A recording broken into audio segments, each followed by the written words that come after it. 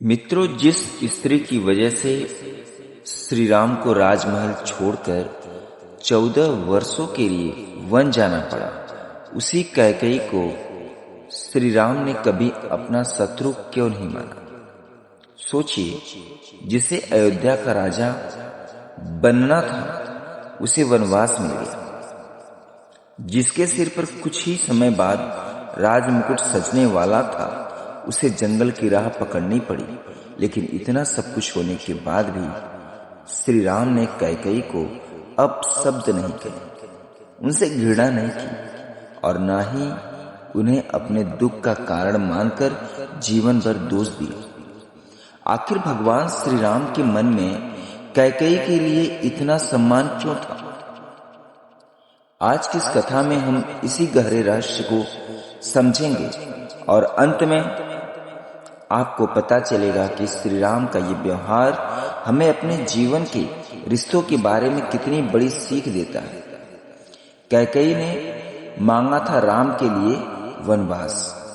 रामायण के अनुसार जब श्री राम के राज्याभिषेक की तैयारी हो रही थी, तब कैकेयी ने राजा दशरथ से अपने 2 वरदान मांगे। पहला वरदान, भरत को अयोध्या का राजा बना जाए, और दूसरा वरदान, श्री राम को 14 वर्षों का वनवास दिया जाए। यह सुनकर अयोध्या का वातावरण ही बदल गया। राजा दशरथ दुख में डूब गए, परिवार शोक में डूब गया और सीताराम के सामने वनवास जाने की परिस्थिति आ गई। लेकिन श्री राम ने कैकेयी के सामने क्रोध नहीं किया।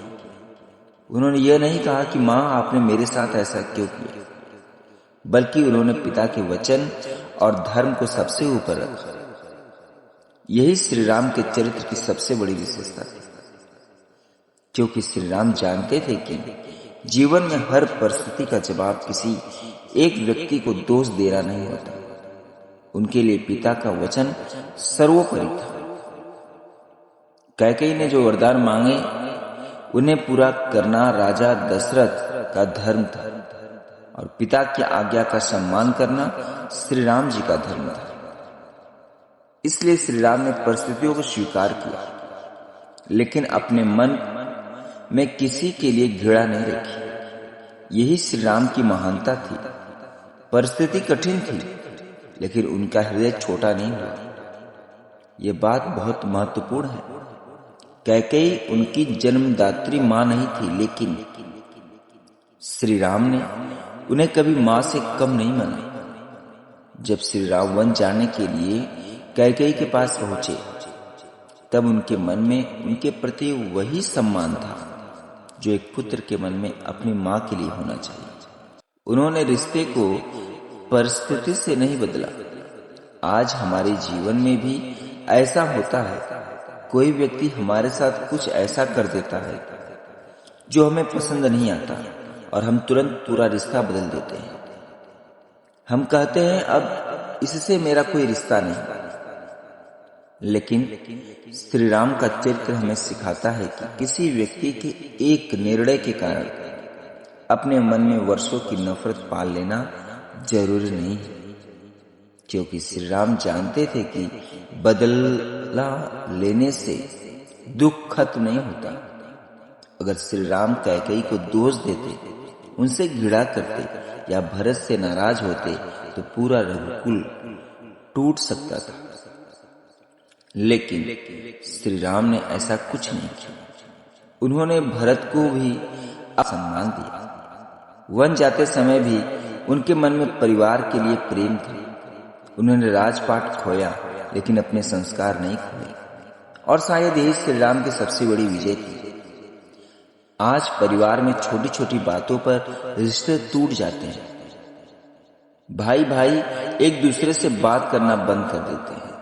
माता पिता किसी बात से नाराज होकर बच्चे वर्षों तक उनसे दूरी बना लेते हैं। पति पत्नी छोटी सी गलती को लेकर एक दूसरे को माफ नहीं कर पाते। लेकिन श्री राम का जीवन हमें बताता है, रिश्ते केवल इसलिए खत्म नहीं करने देना चाहिए क्योंकि किसी ने हमारे मन के अनुसार निर्णय नहीं लिया। कभी कभी सामने वाला भी परिस्थितियों, भावनाओं या किसी गलत सलाह का शिकार हो सकता है। इसका अर्थ यह नहीं कि गलत हो सही को मान लिया जाए, बल्कि इसका अर्थ यह है कि गलती को समझो लेकिन अपने हृदय को किया। क्यों? क्योंकि महान व्यक्ति दूसरों की गलती को अपनी शक्ति दिखाने का अवसर नहीं देता, वो सामने वालों को उसकी गलती समझने का अवसर देता है।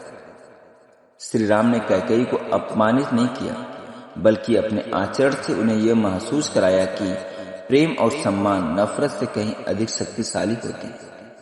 दोस्तों, श्री राम का जीवन हमें यह नहीं सिखाता कि गलत बातों को स्वीकार कर लो, बल्कि ये सिखाता है कि गलत परिस्थितियों में भी अपने संस्कार मत छोड़ो। कोई आपके साथ गलत करे, इसका अर्थ यह नहीं कि आप भी उसके साथ गलत करें। कोई आपको अपमानित करे, इसका अर्थ यह नहीं कि आप भी अपमान का जवाब अपमान से दें। और कोई आपके जीवन में दुख का कारण बन जाए तो इसका अर्थ यह नहीं कि आप जीवन भर अपने हृदय में उसके लिए नफरत रखें। श्री राम ने वनवास स्वीकार किया, लेकिन कैकेयी के प्रति अपना सम्मान नहीं छोड़ा। उन्होंने राजपाट खोया, लेकिन अपने धैर्य को नहीं खोया।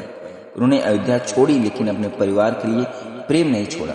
यही श्री राम का चरित्र है और यही उनके जीवन की सबसे बड़ी शिक्षा है। इसलिए अगर आज आपके जीवन में भी कोई ऐसा व्यक्ति है जिसने आपको दुख दिया है, तो श्री राम से एक बात जरूर सीखिए।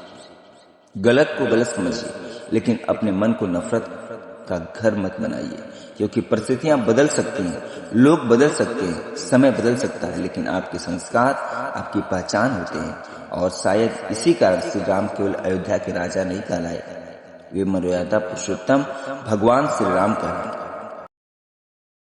आज के लिए बस इतना ही दोस्तों। अगर ये वीडियो पसंद आई हो तो कमेंट में लिखिए जय श्री राम।